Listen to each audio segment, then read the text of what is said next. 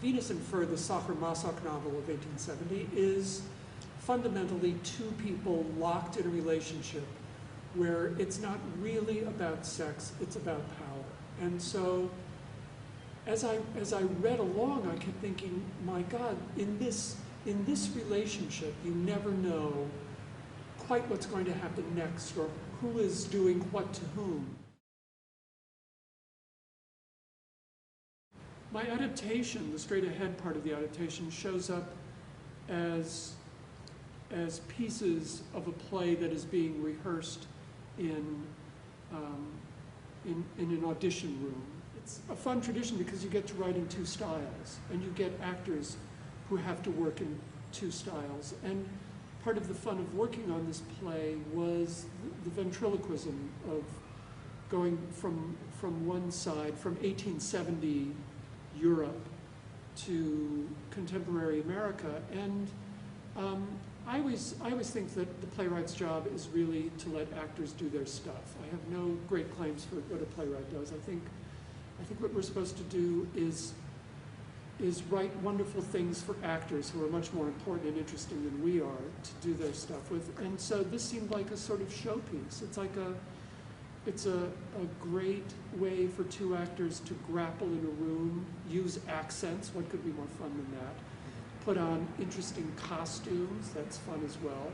And so, I don't know. I tried to exploit the theater because it's about the theater.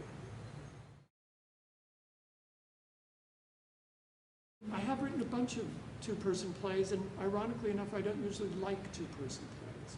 Two-handers are hard because dramatic relationships tend to have three people rather than two. The nice thing about this play, dramaturgically as a playwright, is that because of the play within the play, you actually have four people on stage with two actors, only two actors present. Theater is such an extraordinary art form because the making of theater feeds the very truth and knowledge that theater then presents in turn to people. So that the act of rehearsing a play, for example, forces people into a room who were strangers before to get to know each other in a way, in a very intimate way that they never would have, possibly in the outside world. And they use what they learn about the people that they're mixing with to enrich the words that they're speaking. And so there is this constant loop of emotion and emotional knowledge.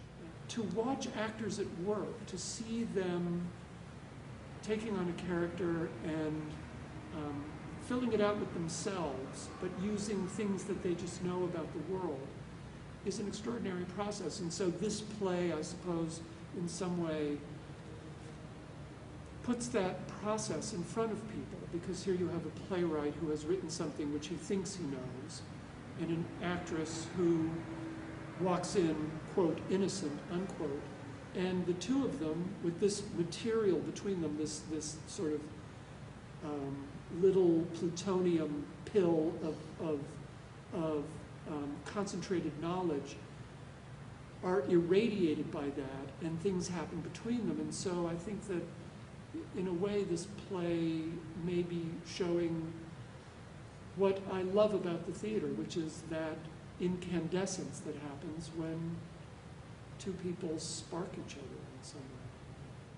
I love plays that are dramatic in that way, where people are forced into relationships with each other where anything that anybody does only increases the honesty of what's going on. And that's true of comedy as well.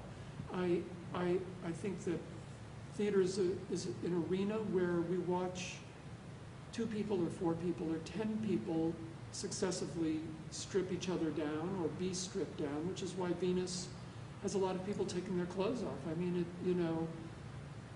it is a metaphor that holds true for the dramatic brutality of the theater, that in the end, it's why King Lear is a monument of the theater, one of the greatest plays ever written, because it is about an old man who is stripped down and literally strips down to the bare forked animal. And so I do have a particular admiration for plays that strip things away around people and give us the nugget of what's going on between them. I have to say that although I've written comedies, or what people have called comedies, I can't write a joke to save my life. And I love humor that simply comes out of the surprise of what sparks between two people, that makes people laugh. But to write a setup and a payoff, I can't do it without sounding like I'm tripping over my own 4 feet. But there are masters who can do it, like Paul Rudnick is brilliant at it, you know, and God bless him, but I don't know how to do that without sounding artificial. So the comedy of Venus is human comedy, whatever that may be.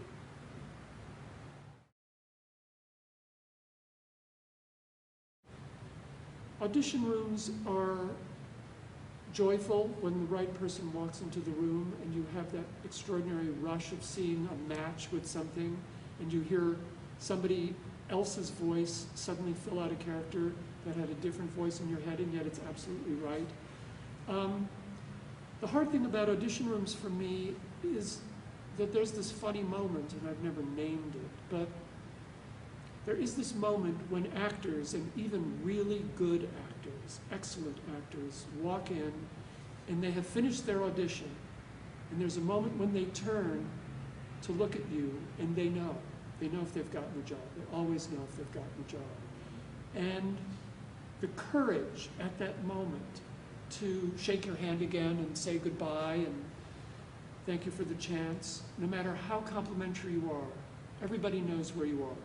They know when they got the part, they know when they didn't. And so it is a series of little Chekhovian heartbreaks walking in and out of your room, or a series of joys that walk in and out of your room. And so I always dread those moments, and yet, again, it's the gallantry of actors that they do that they are willing to walk into a room and put themselves on the line and face you and say, here I am. And sometimes, here I am means you are the one. And that is a great, great moment.